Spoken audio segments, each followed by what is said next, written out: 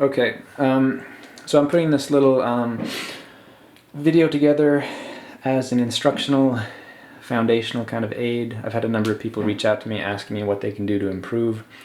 Really what you got to do is get yourself to an academy or atelier program where you can really devote the necessary time to learning these things. But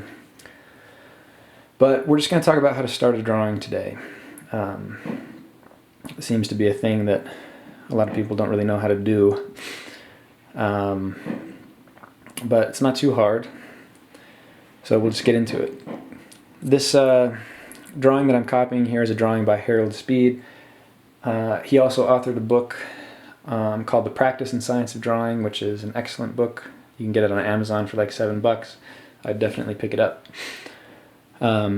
The way that I've set this up is it's called sight size, which basically means that we're just going to draw what we're looking at the same size that it appears to us. Some people are critical of sight size. I don't really know why. It's just drawing. The benefit of sight size from a teaching standpoint is that it gives you a very objective view between the student and teacher, which allows for some very finite adjustments to the student's perception. Other than sight size, the other way of drawing is just relative drawing or comparative drawing, which basically means that, if I want to make it bigger, then I make it bigger over here, or if I want to make it smaller, then I make it smaller. But the important thing about whatever mode that you choose to draw in is that when you start, you need to dictate your longest measurement and maintain that throughout the course of the drawing. Otherwise, you're going to be kind of vacillating around. So to train yourself to draw within limits that you set from the start is very important. I've got a half point here, which is, I think, is a little above the nose. So to start, all we're going to do is we're just going to envelope the outside points of the drawing. You can try not to cut off cut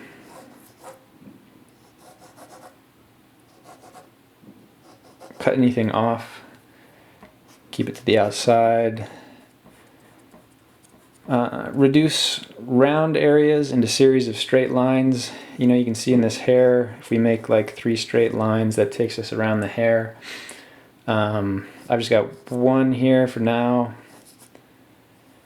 So what I've done here is I'm coming down to here, I'm going over here, I'm going over here, here, up, and across. And that's basically it. Really, you can close this off, but it doesn't really matter. 1, 2, 3, 4, 5, 6, 7 lines that we've got that in. And what we've done is we've captured all kind of these key points on the outside that are going to set the stage for proportion and placement and pretty much everything else along the way. So you want to exist with this amount of information for a little while. And really see if you can see how to move it appropriately, looking for all these different kind of relationships, triangulating these different points. You can plumb things down. You can draw through. There's a nice connection from the hair to the neck there, which we can utilize as the drawing progresses.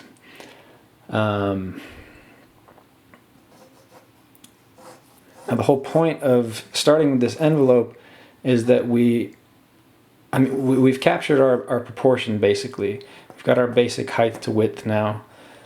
But the benefit of doing it like this is that this information is easily moved. So most people's tendencies is to come in and just start drawing. Let's just start drawing all this specific information, and then we'll go over here and we'll draw all this stuff. And then you come to find out it's too wide and you have to move all this specific information, and then you have to move all of this specific information. It's stupid. So this way, you're trying to see into the future accuracy and proportion of the drawing with a very small amount of information. And all these points and tilts I'm trying to make them very as accurate as I possibly can in terms of their length, their relationship to all the other angles and points. And I mean, that's basically the envelope. I do apologize if there is a little bit of distortion of the image here.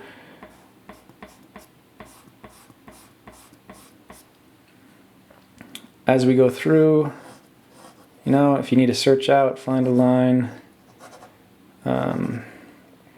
find it, but go back and clean it up. If you need to use kind of drawing through lines to check your proportions, then go ahead and do that. But if you don't need them, then just get rid of them. The whole concept of this is that we're going from a general to more specific. Some people start with the eye and then work around. It's not a terrible way of working. The reason that I like doing it this way is from the outset I get to see the whole thing that I'm working on. And I know how it's going to fit because I've dictated those measurements. And that's okay. So we have our envelope now. And so now what? What are we going to do? Well, I kind of want to mess with it just a little bit more.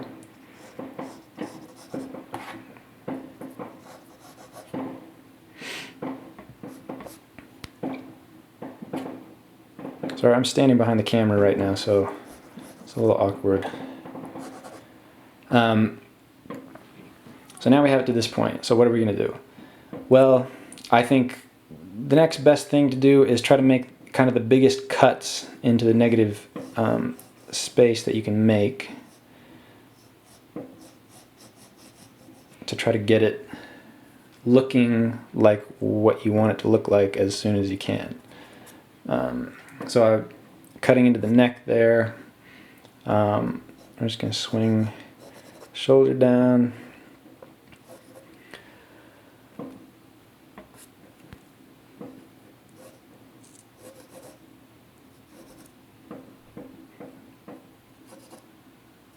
You can start to break up maybe just a little more specifically some of these things. Unfortunately, as much as you want it to be, the initial envelope is never going to be quite perfect. Like I just screwed that up.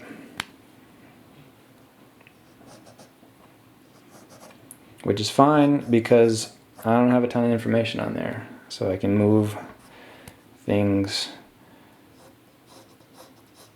pretty quickly.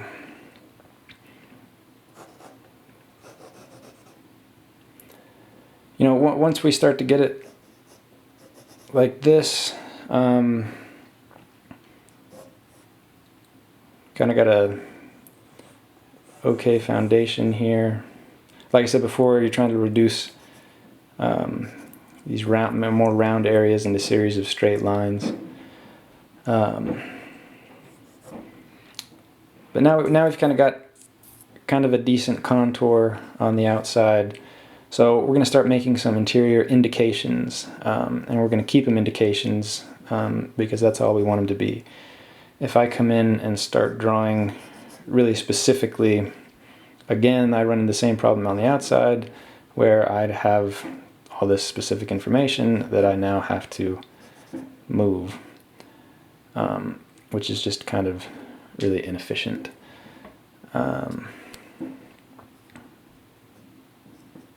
I know my nose was a little under the half. You know, you can make a line for the brows, or you can just indicate a brow, indicate our mouth here, bottom.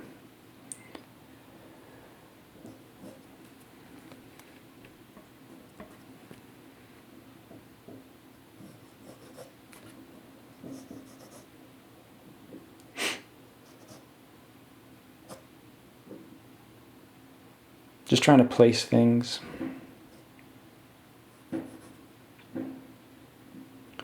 I'm not worried about the eye, I'm worried about the bottom kind of this shape.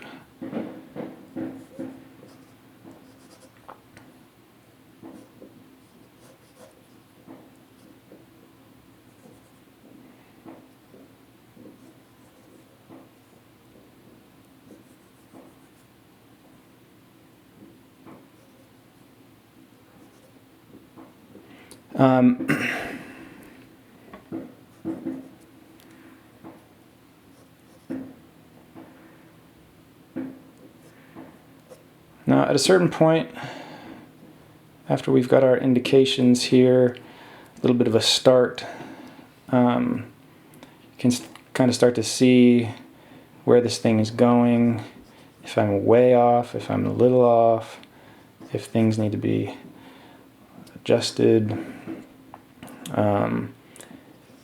And once you kind of get all those indications in place, you've kind of got your proportion pretty locked in. Then you can start to make some more kind of specific interior shapes, like I was talking about with the eye here. I'm just trying to make a little shape out of it. And what's the shape?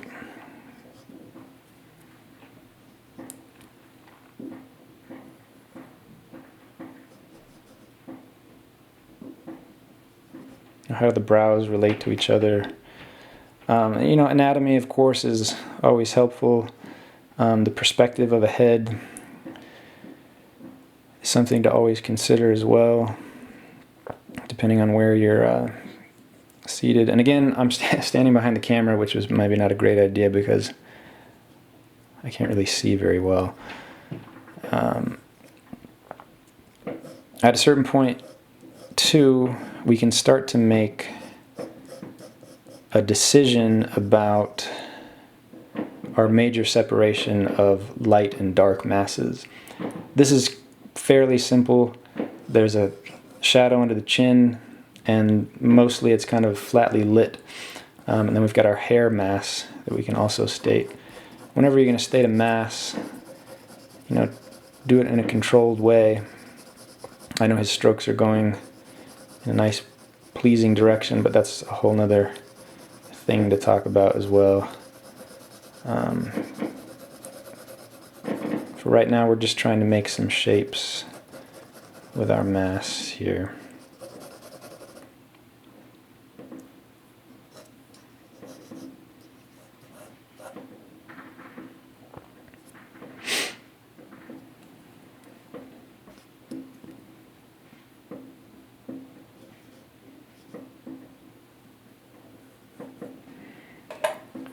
This is just a drafting pencil. Let's see if I can make it. You can see it. Can't really see it.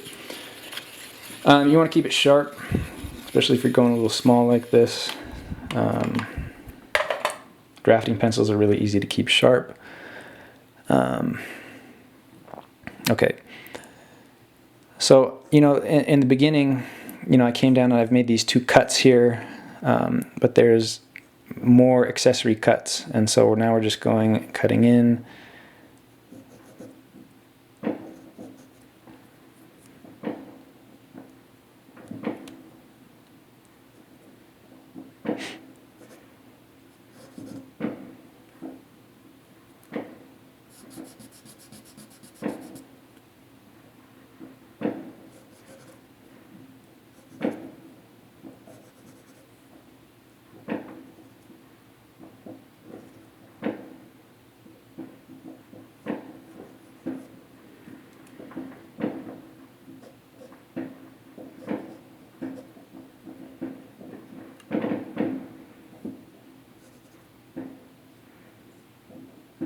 So I'm almost enveloping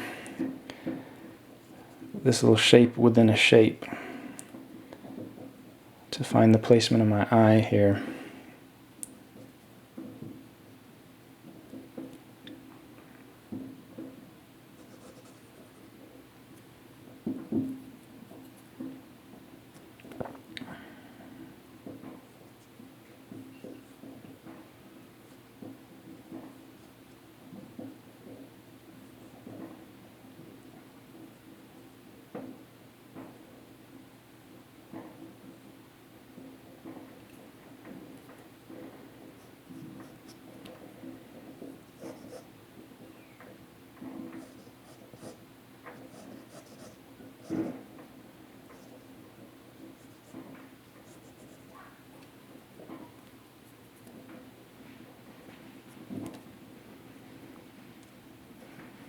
You see the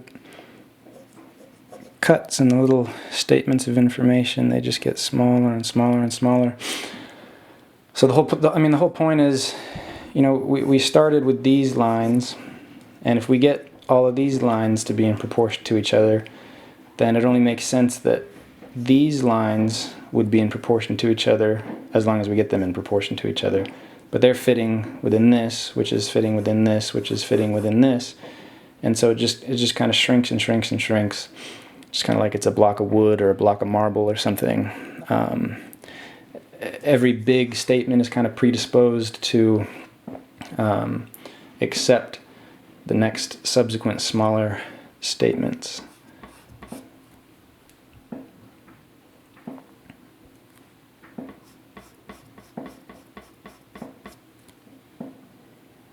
If I screwed up that forehead a little bit.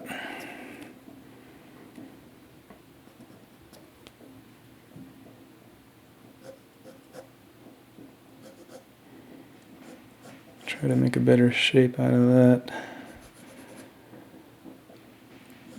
The hair doesn't feel like it's the right size quite. Didn't. The way he's got these strokes is nice and directional in terms of the form or volume of the hair. I'm not going to go crazy with it. And I'm not quite going for like a finished copy here. Just trying to talk about what we can do to see this thing. Start it. So I'm going to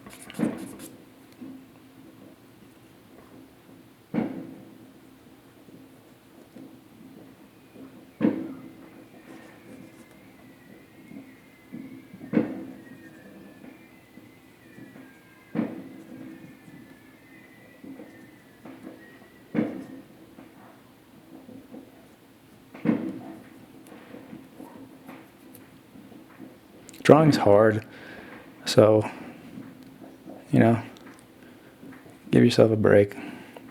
And don't stand behind a camera when you're trying to do it either. Doesn't really help.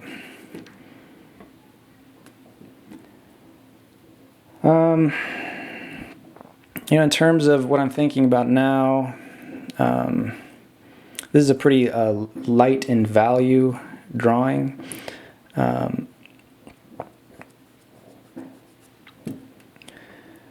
And just like all of the shapes and lines are relative to each other,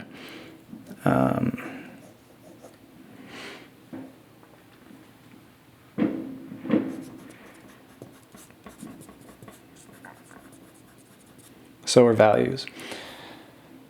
So I stated the shadow under the chin and the shadows in the hair initially just as kind of a flat singular value. There is a little bit of variation in this drawing. We're going to go for that just a little bit. The important thing is, like we started in the beginning where we dictated our extreme points of measurement, once you develop, as you get to a certain point in the drawing, you want to do the same thing with your value, where you key your value, which basically means that you just make a statement, a final statement, or at least a statement for the state that the drawing is in, of what the darkest value is going to be. So for right now, I'm making that statement right here in the hair, and then all the other values, and that includes the value or weight of any lines that I have, are going to be relative to that statement that I make. I'm not trying to match value, I'm trying to match relationships. So you can see, if this is my value here, as it carries over the hair, go a little over here, I mean, it's a little darker over here.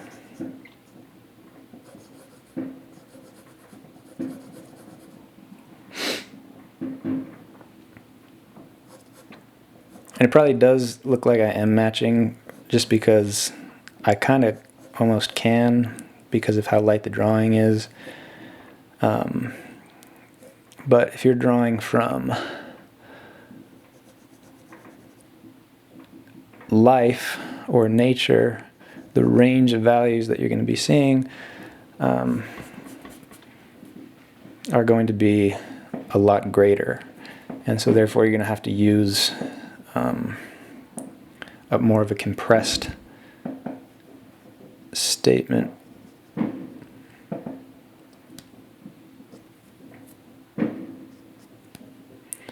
You know, so how do the shadows under here relate to this?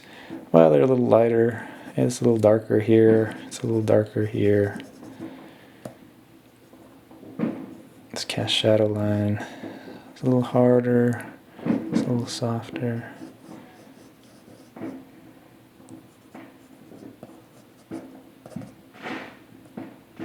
You know, there's some nice curls that are going this way.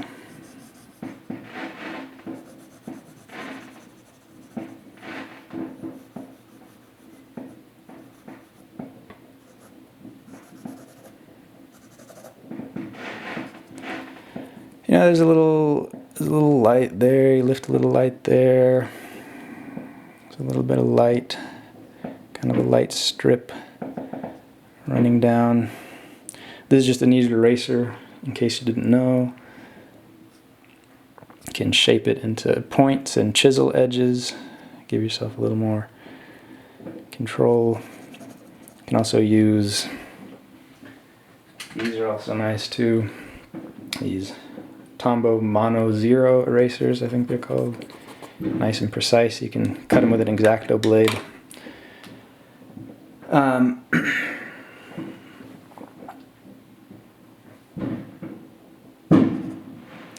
Sorry, it's the 4th of July, so if you hear a bunch of banging, it's just fireworks in the background.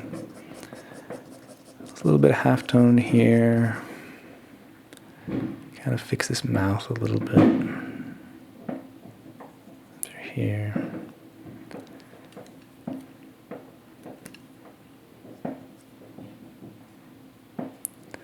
You know, but from here, I mean, I guess there's a little bit more eyebrow. Fix that nose a little bit.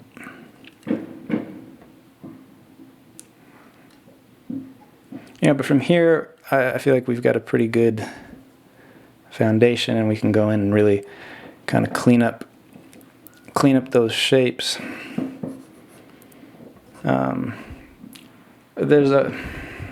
As I'm doing this, I realize there's a whole host of other things that I could talk about, and it really does just take a long time to kind of get this stuff down. So if you can find appropriate training, that's going to be your best option. Hope this was helpful. Maybe it was, maybe it wasn't.